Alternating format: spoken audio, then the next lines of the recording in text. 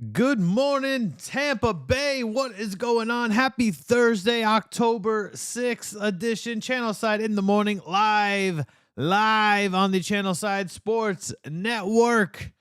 What is going on? I am Danny. Happy to be here, guys. It's Thursday. Thursday is like one of my favorite days of the week because it's NFL Pick'em Day for us over here at Channelside, man. It's exciting.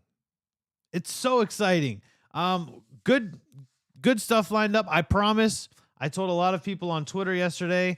I will break down what the true pass set is for Pro Football Focus, where our Luke Gadecki got a 2.7 grade. I will break that down and help you guys understand how that came to fruition.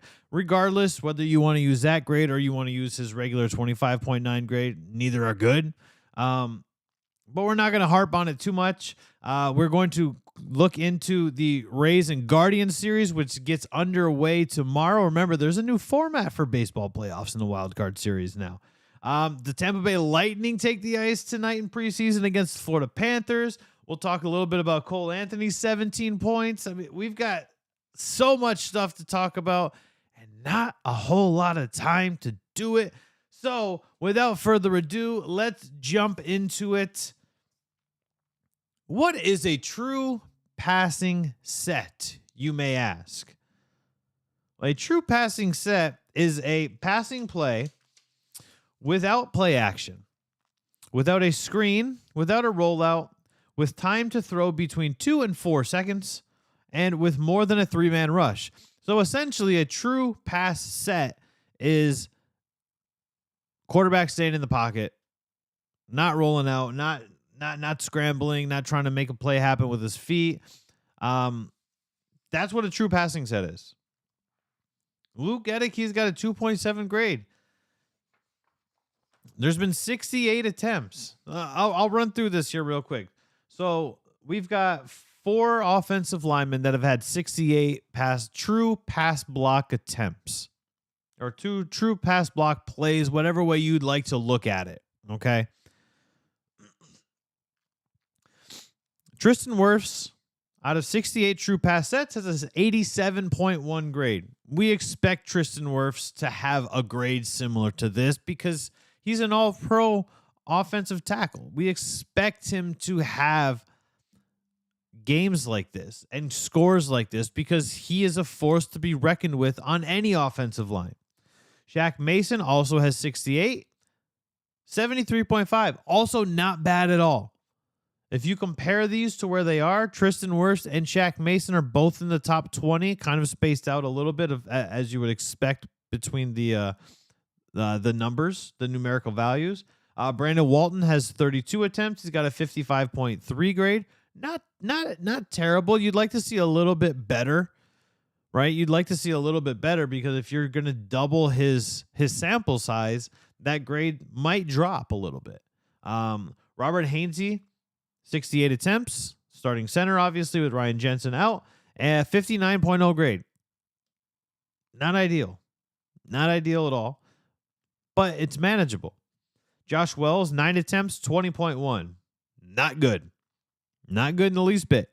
Donovan Smith, 27 attempts, 29.9. This one is tough for me. You know, honestly, this one is tough for me because I look at Donovan Smith and go, okay, well, we know that Donovan Smith has grown into his own. He's come into his own. He has become a good offensive lineman. The issue for Donovan Smith is that he's been playing banged up, and it is severely affecting him, which in turn is affecting Tom Brady, which is affecting the offense as a whole for the Tampa Bay Buccaneers. 29.9 is not doable. And then we go to Luke Gadecki. 68 attempts, 2.7 grade. I mean, what else could you possibly say? Right? Like it's not good. It's not a good look. Not a good look to have a 2.7 grade for a starting offensive lineman. You know, I put out a poll yesterday on the Channelside Sports Twitter account. Is it time that we see Nick Leverett start? I think it is. It can't get much worse than a 2.7 grade. I know he may have to pull double duty, and if Robert Hainsey happens to go down, then we have to transition him over. But let's do that anyway. Hainsey's holding up with a 59.0 grade. That's manageable. When you've got a Donovan Smith at 29.9, which I expect is going to increase once he gets back, in full health from that hyperextended elbow. I expect him to get better. But a 2.7 grade, I mean, Luke is clearly, as it stands right now, and yeah, he's got time to be better. He's got time to get better. I totally understand that. But where we stand right now, Luke is in over his head, and it is drastically affecting the production of this offensive line. Drastically, it's night and day. You get anybody, if you look at a 29.9 versus a 2.7, you're still going to have a drastic difference. Just something you've got to be cognizant of, and you have to look at. That's what a true pass set is. Overall passing, still not the greatest, but so for everybody that's saying, "Oh, we need to sign Gronk. We have to sign Gronk." First of all, we only have $3.6 million in cap space. We're not signing Rob Gronkowski for $3.6 million. We're probably not signing Odell Beckham Jr. for $3.6 million either. Odell is likely going to head over to Buffalo, and rightfully so, because Buffalo is still the best team in the NFL overall.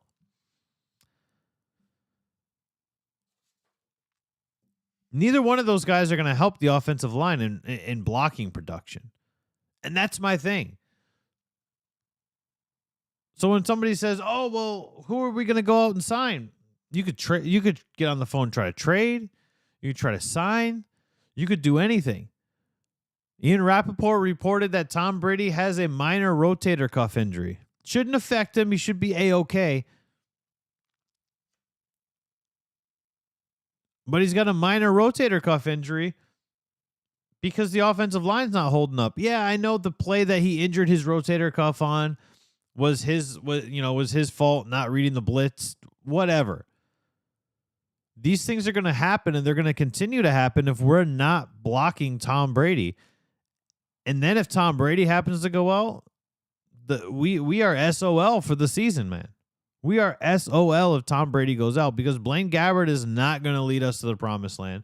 And Kyle Trask is not even going to play because Blaine Gabbert is there. We have to do better at protecting Tom Brady. I'm sure Jason Light, Bruce Arians, the Glazers, Todd Bowles, and Tom Brady himself, I'm sure they all realize, like, hey, we need to figure something out. Something has got to give. We need to address this offensive line. I'm sure of it. But guys, I got to tell you, we're heading into week 5, and Ryan Jensen went down week 1 of training camp. First day of training camp, Ryan Jensen went down and nothing was addressed. And it's not necessarily Robert Hainsey. Aaron Stinney going down was the big problem. Aaron Stinney's probably floating around a 50 if he's playing. That's 25 times better.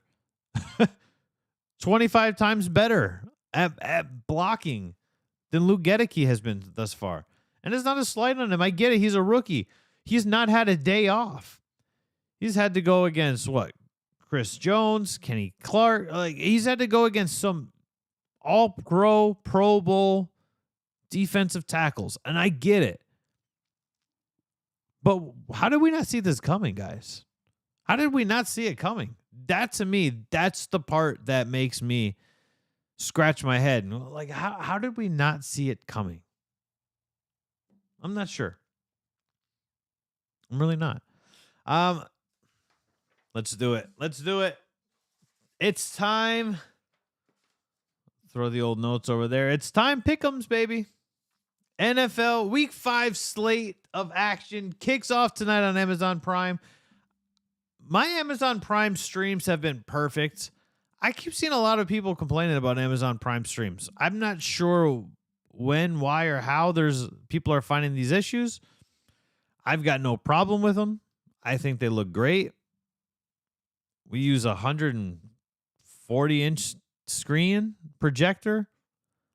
Plays just fine for me. Everything looks fine. No problems. No problems whatsoever. However, tonight's game might be kind of a snooze fest. Indianapolis heading out to Denver. Of course, we know Jonathan Taylor is out and Javonte Williams is out. Javonte Williams is gone for the season. Jonathan Taylor is gone for, possibly tonight. Maybe a little bit longer, but not a good look. Denver struggled offensively.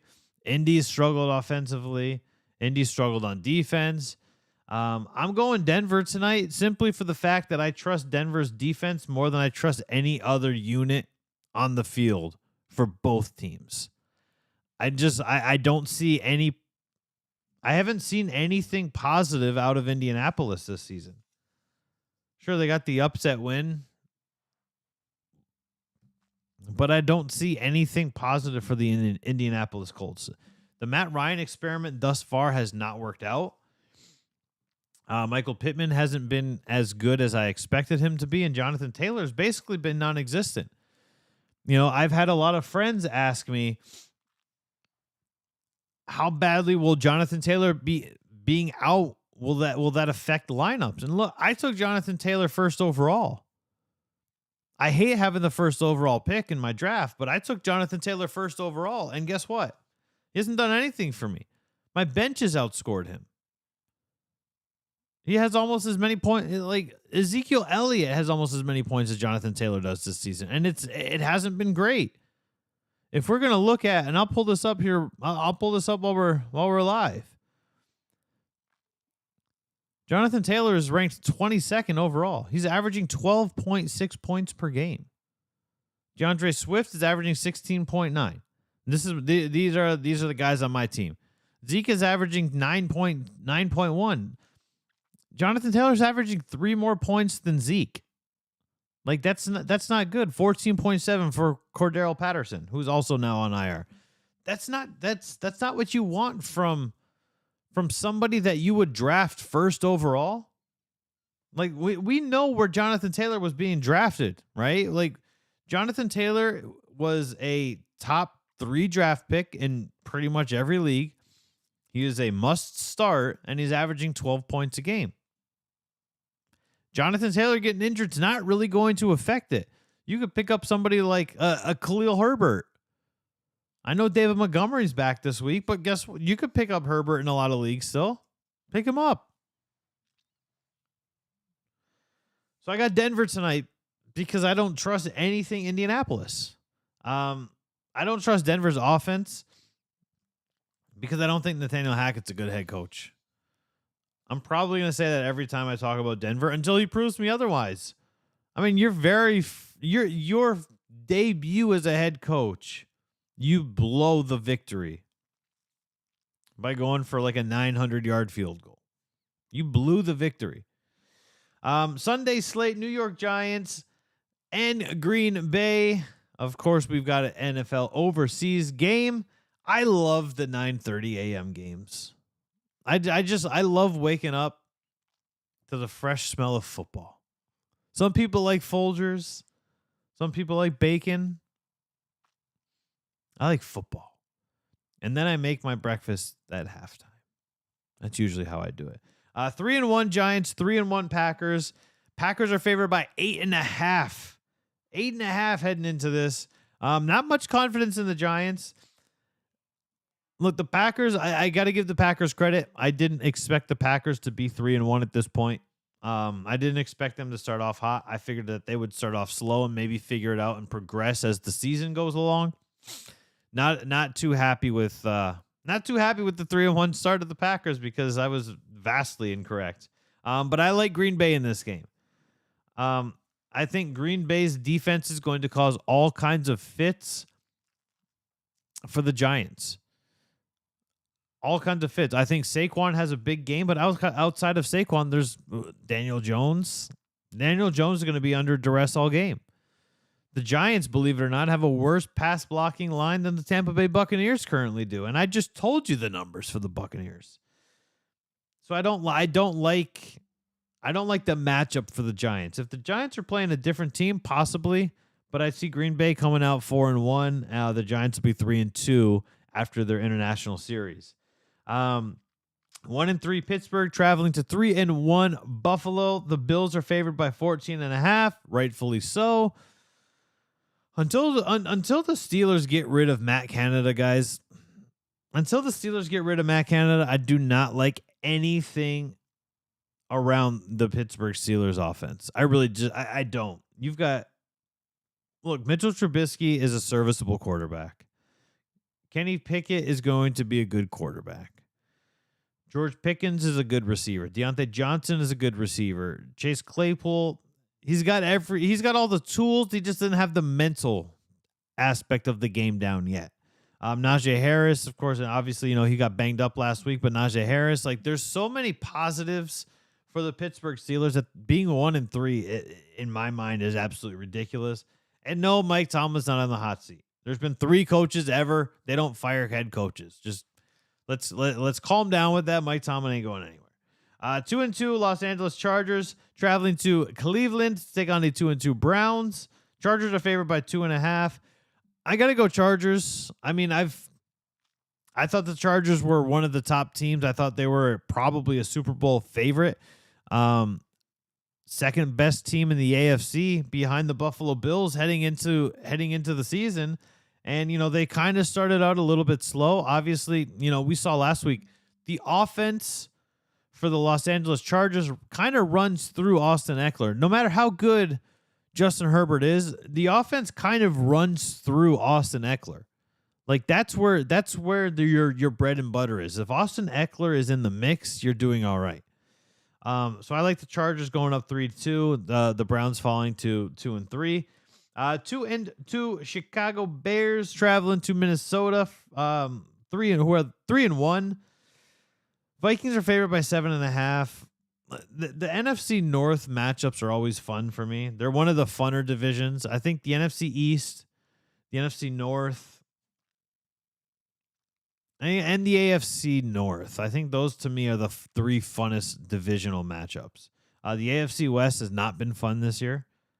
Everybody, including myself, assumed that this was going to be fantastic, and unfortunately, it has not been. I like the Vikings in this because the only reason I might not like the Vikings is because they played in London last week. Typically, up until the Dolphins volunteered themselves to not have the bye week that early in the season, typically, you're on a bye week after you're playing overseas. That's not the case right now. So that's the only part that has me worrisome if I'm a Vikings fan is that there's been a lot of traveling over this last week. But the Bears are not there yet. The Bears are at the beginning stages of rebuilding. I've got $60+ million in dead cap space from trades that they've made. Khalil Mack is gone. They just traded away so many assets to start the rebuilding process properly. And I'm okay. I'm okay with where the Bears are right now. I think the Vikings are going to go 4-1. Bears are going to drop to 2-3. And then you move on. 1-3 Detroit Lions heading to the 1-3 New England Patriots. Patriots are favored by 3.5. I like to say it's a homer pick, say whatever the hell you want. I like the Lions in this game. The Lions are the number 1 scoring offense, and they've allowed the most points on defense. Here's the issue, though, is there's not really anybody on the Patriots offense that can keep up with the Lions offense. Amon-Ra St. Brown will be back. DeAndre Swift is going to be a game-time decision. I don't think that the Patriots offensively can keep up with the Detroit Lions, and that's why I'm going to go the Lions. Plus, dude, you want to smack the hell out of Matt Patricia. If you're the Detroit Lions, as an organization as a whole, you want to go into Detroit and you want to punch Matt Patricia right in the mouth for what he did to your organization and what he did to your franchise. It's personal at this point because he ran your organization into the ground. He traded away players that he alienated, like a Darius Slay, who's still a top cornerback in the league. Darius Slay didn't want to be there anymore because he didn't want to be part of Matt Patricia's regime. Easy for me to say. So this is a personal matchup for the Detroit Lions. You're going to go in there, you're going to handle business because New England just simply won't be able to keep up with them offensively because they don't really have who's going to keep up for them with Jacoby Myers, Devontae Parker. I mean, yeah, they got Damian Harris and Ramondre Stevenson. They'll probably have good games, but you cannot tell me that stopping the run was not the emphasis at practice this week. You can't tell me that. I'm still very much entwined with the Detroit Lions media. That has been the sole focus on the defensive side of the ball this week at practice is stopping the run. 2-2 Seattle Seahawks traveling to the 1-3 New Orleans Saints. The Saints are favored by 5.5. Look, I know the Superdome is a hard place to play. I like what I'm watching from Seattle. You know, Rashad Penny is questionable for the game with a shoulder, but they got Kenneth Walker the third, man. Kenneth Walker is going. If you've got room on your fantasy roster, because we know Rashad Penny is good to get injured pretty much every season. It's unfortunate, but it's true. Rashad Penny goes down with an injury almost every season. If you've got space on your fantasy roster, pick up Kenneth Walker III because he's going to be probably starting, I would say, relatively soon because we know that Rashad Penny is going to go down with an injury, much like Chris Carson went down with an injury, always went down with injuries. So I like Seattle in this game.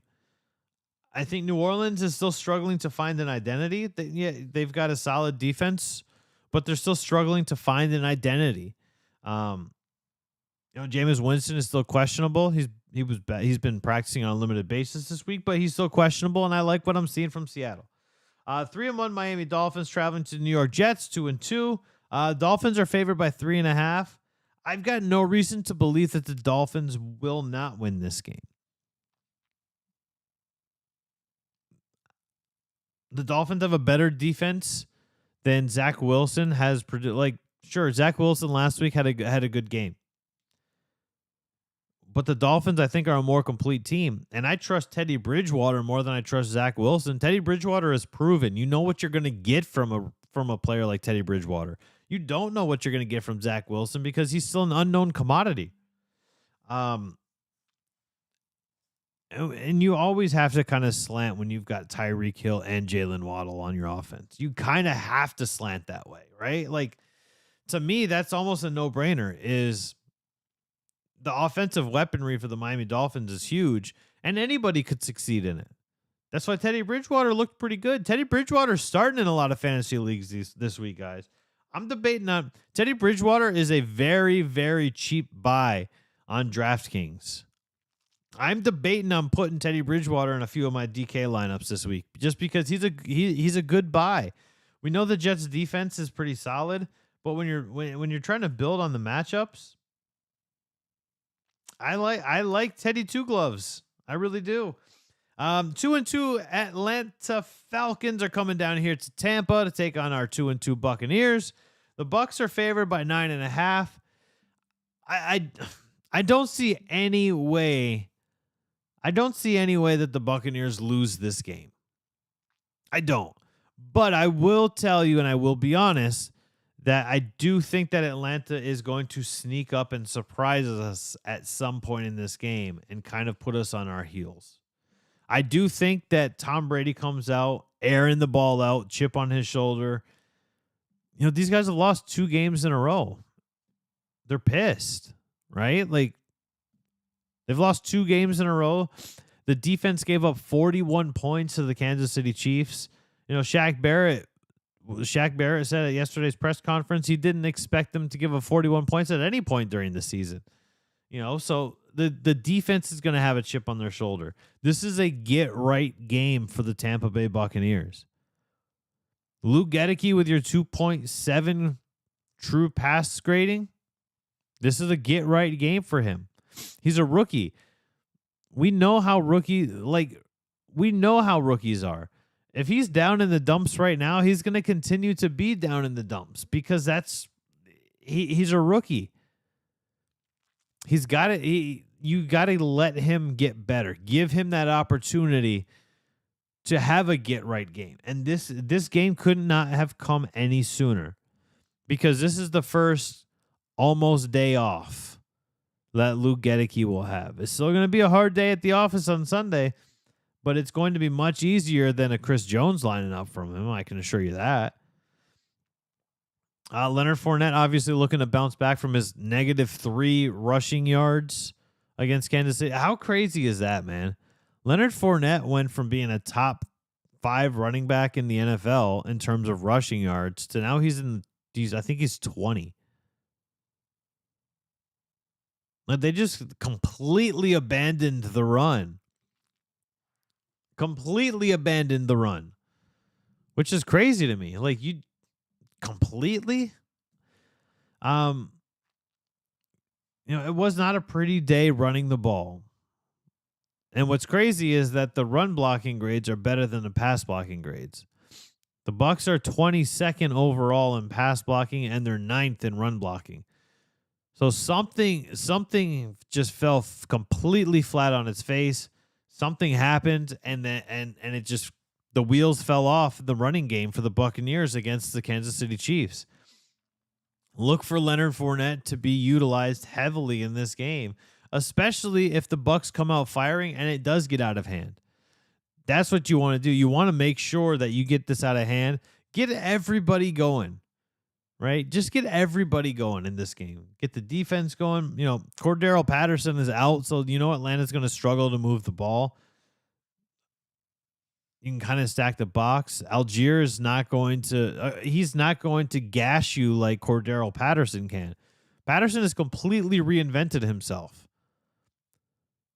It's kind of sad that it's taken this long for Cordero Patterson to be utilized as a running back, but he's solid on IR right now. Perfect timing for the Bucs. Come in here, handle business on your home field, go up 3-2. Don't let Atlanta get 3-2. This is a trap game for the Buccaneers because the Falcons are not supposed to be good, but they're sitting 2-2, tied with the Buccaneers.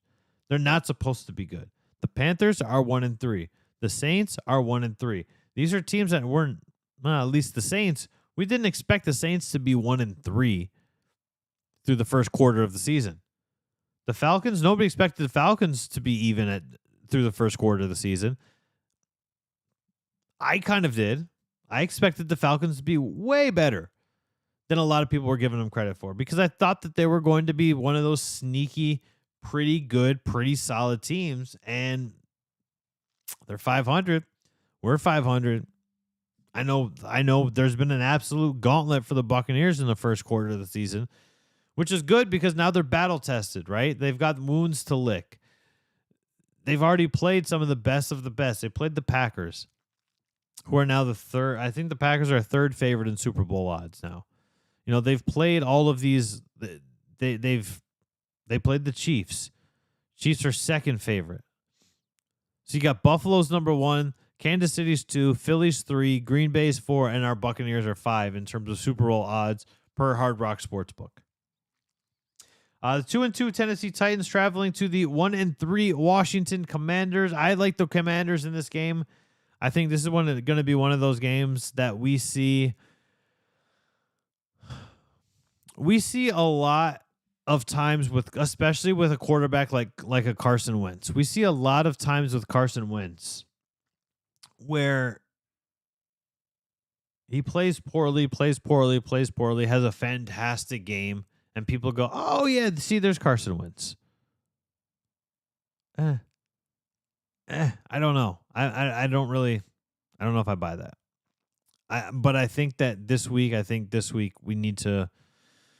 I think this week is the get right week for Carson Wentz. Dude, you got Terry McLaurin on the team who's not doing a whole hell of a lot. That's the problem That's the problem for me. Is Terry McLaurin's not doing a whole hell of a lot. Antonio Gibson's not doing a whole lot. And it starts and ends with Carson Wentz because the Commanders' line is not bad. The Commanders' offensive line is getting it done. They're top 15 in the league in both run blocking and pass blocking, but it's just not coming together. And this is also, they're still top 15 after allowing 9 sacks against the Philadelphia Eagles 2 weeks ago. Like, we've got to remember that. That's not a that's not a good look.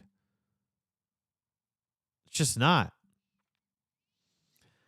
But I like the Commanders in this. I think this is kind of a get right game, right? I think that's what this is. I think this is a get right game for the Commanders.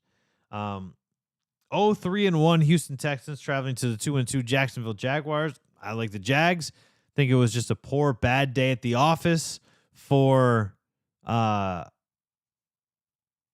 Lawrence. Sorry, I drew a blank there. Trevor Lawrence just couldn't get a handle on the ball in the pouring rain in Philly. I don't know why nobody gave him a glove, at least one glove on the offhand. Right? If a glove on his throwing hand is going to drastically affect him, just put it on the offhand. Give him that extra stability. I mean, guys are able to catch passes with an index finger and a thumb now because these gloves are so sticky. Should have given him the opportunity to put on a glove and just try it out. Unfortunately, they didn't. You know, I say unfortunately, but and I mean it. It's definitely an unfortunate situation because they would have had the opportunity. They could have had the opportunity to get it done against Philly, but Trevor Lawrence just couldn't hold on to the ball in the pouring rain. God, that to me, that's disappointing. Just rehashing that game. The 2-2 San Francisco 49ers traveling to the 1-3 Carolina Panthers. I do not like anything I am seeing out of the Carolina Panthers. Baker Mayfield has already turned heel on the fans. His time in Carolina is going to be limited. I'm pretty positive about that. I'm almost to the point where I want to rescind my thoughts on wanting the Buccaneers to acquire Baker Mayfield. I really am, because like, I didn't realize that Baker Mayfield was so like mentally weak. Right? Like, that to me, that's the problem, is like he's so mentally weak. When you're a quarterback, you've got to be the most mentally tough, thick-skinned bastard on the team. Why is Baker Mayfield so just like mentally soft? That to me is insane. I don't think I want Baker Mayfield in Tampa anymore next season. Although Baker Mayfield is still a better option than Kyle Trask at this point. So who the hell knows? The Buccaneers, they've got a lot of work to do this season and building towards next season. The 3-1 Dallas Cowboys are traveling to the 2-2 Los Angeles Rams. The reeling Los Angeles Rams. I like the Cowboys in this. I think Cooper Rush continues looking like a formidable NFL quarterback. And I think the Cowboys defense is good enough to cause fits. I think that's to me, that's the big thing, is the Cowboys defense is good enough to cause fits for the Rams. And now you're stuck. If you're the Los Angeles Rams, you could possibly be dropping to 2-3 on the season. You just won the Super Bowl. But this is the thing with Matthew Stafford, right? Like, if you're a Detroit Lions fan, you saw this for 12 years. You saw Matthew Stafford play lights out, and then the wheels fall off. And you go, what the hell happened? And he goes, I don't know. I like the Cowboys. I like CeeDee Lamb. I like Michael Gallup is back. Michael Gallup being back now directly affects CeeDee Lamb and makes CeeDee Lamb more of a commodity. Cooper Rush, I don't like Cooper. I like the Rams defense still, right? But I mean, Jalen Ramsey hasn't performed that well this season, right? Like, it's almost like a Super Bowl win hangover. Both Super Bowl teams last year are 2-2. It's just weird, right? because the Rams didn't get worse. The Rams are pretty much they're pretty much the same team. They didn't have Odell for the entire season last year, so I don't consider Odell as like a direct factor. They didn't have him for the whole season. The 4-0 Philadelphia Eagles traveling to the 2-2 Arizona Cardinals. I think this has got to be a no-brainer for everybody. I think every single person. The Philadelphia Eagles remain undefeated. The Eagles are favored by 5.5. Eagles are favored by 5.5. The Cardinals haven't done anything to prove to me that they should even be 500 right now. They haven't looked good. I have specifically watched Cardinals games to see if my assessment on this team has been invalid, and they haven't done anything to make me go, oh, okay, I see where they're going. They haven't. I still think Kyler Murray is a good quarterback. I know a lot of people just talk crap about Kyler Murray because he's short, and I guess that's the cool thing to do if you're on the internet. But outside of Zach Ertz, there's not really anybody there. DeAndre Hopkins will be back after week 6, but I like the Eagles. 5-0 for the Philadelphia Eagles. The 2-2 Cincinnati Bengals traveling to the 2-2 Baltimore Ravens for an AFC North matchup on Sunday Night Football. The Ravens are favored by 3.5. I like the Bengals in this. I like the Bengals in this game. I think this is where Joe Burrow. I look, and I think it's going to be a shootout. I think Lamar's still going to look very good. I think J.K. Dobbins will have a decent game. But I think this is where Joe Burrow and Jamar Chase and Joe Mixon and T. Higgins, I think this is realistically where this team gets it together and they start performing and playing like the team that we saw last year. I think this is, I really think that this is it. This is could be wrong, but I think this is it. I like the Bengals in this to get it's not necessarily an upset, but I mean, when you're both even and you're playing against a team at home on Sunday Night Football, it kind of is an upset. Monday Night Football, 3-1 Las Vegas Raiders heading to Kansas City to take on the 3-1 Chiefs. Chiefs are favored by 7.5. I got to roll with the Chiefs. I mean, they decimated us. The Chiefs decimated the Buccaneers last Sunday. I mean, that's realistically, that's all we can say. That is honestly, that's all we can say about that. They absolutely decimated the Tampa Bay Buccaneers on Sunday Night Football. And to think that they won't do the same to the Las Vegas Raiders is crazy. I know the Raiders have kind of found their footing with Josh Jacobs on the ground after his 144-yard rushing against the Denver Broncos last week, but nothing about the Chiefs has shown me that they're going to slow down and they're not going to be solid, right? Everything that I've seen about the Kansas City Chiefs this season has shown me that, yeah, this is a force to be reckoned with. And I like the Chiefs are a scary team, man. I'm still timid talking about the Chiefs based off what they did to us. Still not a fan. It's not a fun thing to talk about, guys. It's not a fun thing to talk about. The Rays kick off the playoffs tomorrow night. Tomorrow night, guys. This is why I tell you that August baseball ramps up. Training camp starts for football. Basketball is still kind of a desert land. September, everything ramps up. And then October, if you're fortunate enough to live in a city like Tampa Bay, to live in the Bay Area, to be in Tampa, to be in St. Pete, to be in Orlando, and be a fan of these things, this is the best time of year. This is the best time of year for sports fans in Tampa. If you're in Hillsborough or Pinellas, it doesn't matter. If you're in any of these places, this is the best.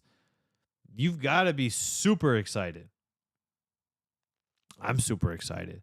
Shane McClanahan will be on the mound tomorrow. You have to remember, this is not a one-off wild card game like they were from 2012 to 2019. This is a best of 3 series. So you got to win 2 games. Now the thing that's kind of the thing that's a little nerve-wracking, if you're the Tampa Bay Rays, and not a lot of people, I don't think a lot of people have heard about this, but the Cleveland Guardians team this season is I'm going to make sure I say this right. The Cleveland Guardians are the 3rd best team in baseball history with an average roster under the age of 26.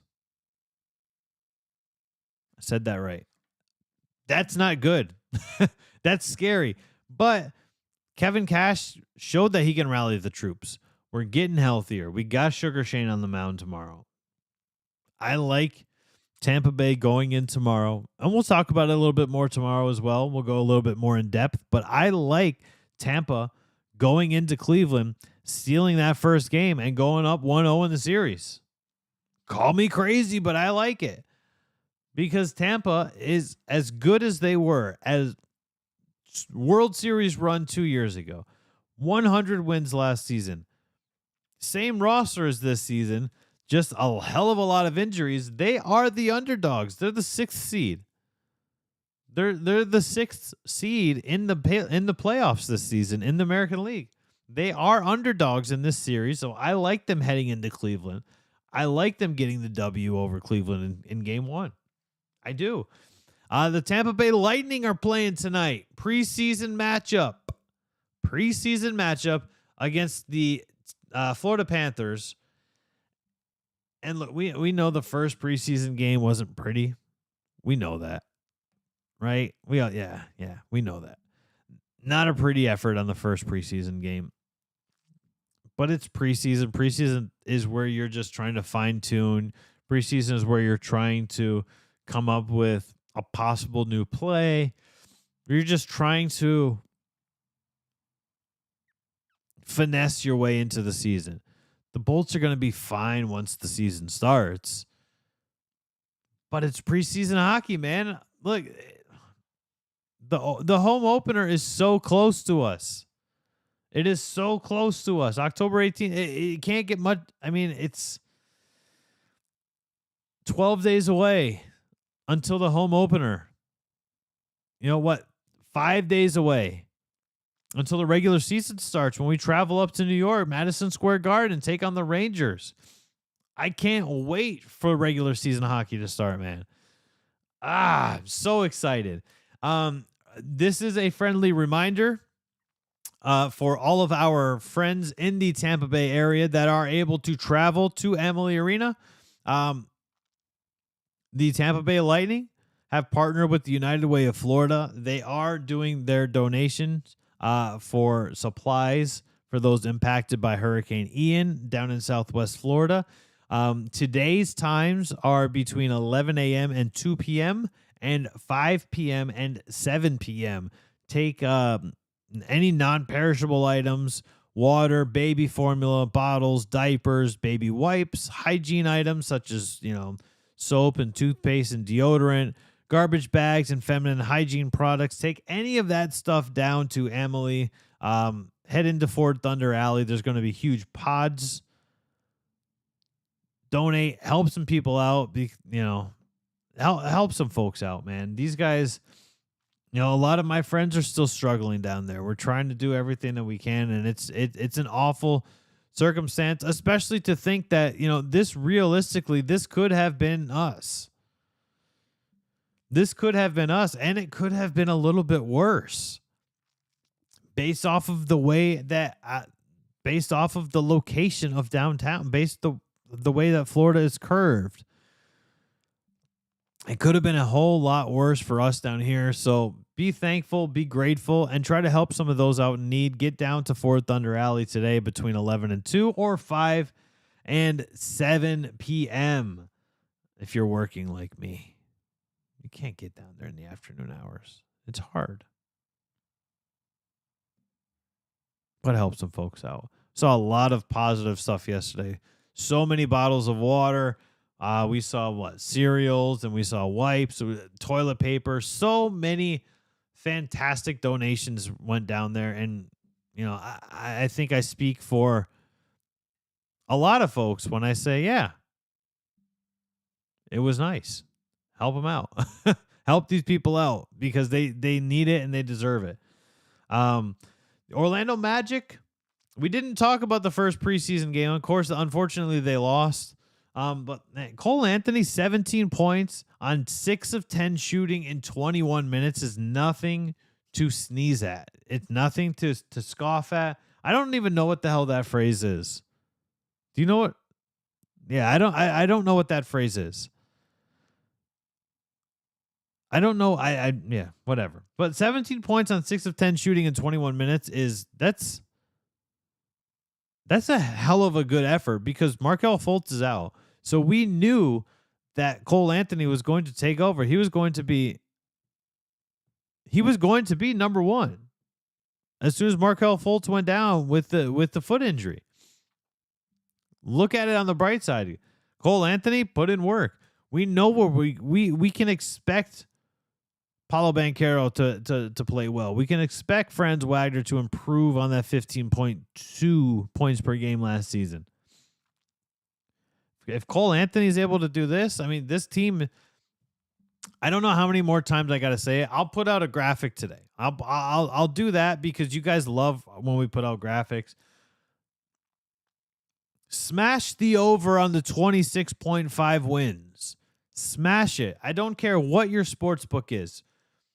DraftKings, FanDuel, BetOnline, BetAG, Sportsbook, BetMGM, WinBet, FoxBet, whatever it is. Smash the over. They're not winning less than 26. They're not. They're not going to win less than 26 games. You can't tell me that another year of camaraderie plus the inclusion of Paolo Banchero is only going to produce 4 more wins. You can't tell me that. I don't believe it. I do not buy it, and I'm going to smash the over. I smashed the over button a long time ago the first time when I told you guys to do this. I smashed it. The odds have changed a little bit. They're not completely in your favor. They're more in my favor because I did it way back when. I did this back before the schedule was released. 26.5 wins. And I will tell you, if you got a little play money, throw some money on the Magic making the playoffs. The return will be nice. That's why it's got to be play money, though. That's why we got the Channelside Bets banner on the bottom. They will be up next Sunday live, 11:30 a.m. I believe Evan just released his starts and sits for the week, so go head over to the Channelside Bets Twitter page. Take a look at those. Ask any questions you need. Nikki's should be out a little bit later. And I think Chip is going to start having some his starts and sits coming out as well. All positive things. If you're looking to join the Channelside Sports Network team, head on over to channelsidesports.com/jobs or just click jobs at the bottom. We're hiring. We are looking for you. Hopefully for you. For your sake, hopefully for you. But the team is growing. Everything is getting underway. If you live in the Orlando area, we need some. I can't drive 41 times to Orlando throughout the season to attend these games. I can't possibly do it. The catalyst, I know most people are, you have to be vaccinated. You have to be vaccinated because you're not allowed in to the media rooms. I think it's only for the Orlando Magic, but to be on the safe side, just make sure that, get the shot. But if you're looking to cover the Orlando Magic and you're in the Orlando area, you have to be vaccinated. Otherwise, they're not going to let you in. That's just that's the breaks. Not my rules, their rules. Good rules. I'm okay with the rules, but you got to do it. That's going to wrap it up for us on this Thursday edition of Channelside in the Morning. I hope everybody who tuned in enjoyed the show. I hope if you tuned in later, you enjoyed the show. Throw in a comment. Make sure you follow us on all of the social media platforms to search for the Channelside Sports Network. I am Danny. Of course, you can follow me at Real Danny B. I like to tweet about all kinds of nerdy stuff. You see the background over here. That's what we do, man. I'm the proud owner of All About the 90s group on Facebook. We just eclipsed 44,000 members. We've got a pop culture and retro channel. Please rewind. That show is going to be starting up very soon. We'll have a new layout, at least in the home studio for Channelside Sports. We do have an official word on the official studio for Channelside Sports, but we got to keep that under wraps for the time being. So much positive momentum.